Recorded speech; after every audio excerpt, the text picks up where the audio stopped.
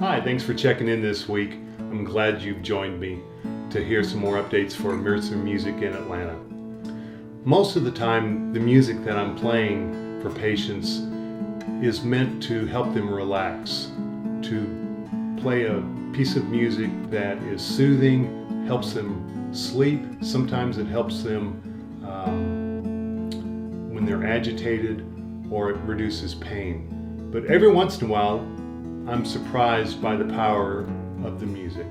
And recently, I had an occasion to play for a gentleman who was a stroke patient in a hospice inpatient facility. He was not responsive, and I played through many pieces of music over 20 minutes. And as I played for him, he showed absolutely no response to the music. And after about 20 minutes, as I was beginning to conclude, I just heard this small voice inside say, "You're not finished."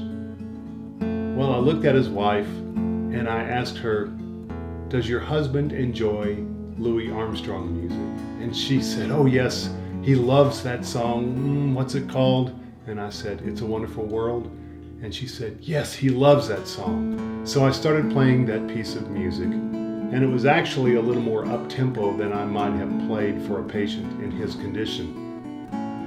And as I played, again, there was no response.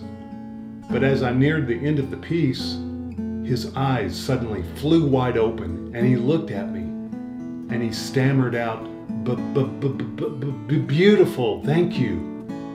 Well, his wife was just overwhelmed. She had not seen him respond since his stroke. And she looked at me and she looked at him, and I immediately knew that it was time for me to excuse myself from the room. So as I left, they were holding hands and speaking softly to one another. And when I came back to the facility 3 days later, the nurses had told me that they'd only had just a few minutes to share with one another, and that he had passed away the following day.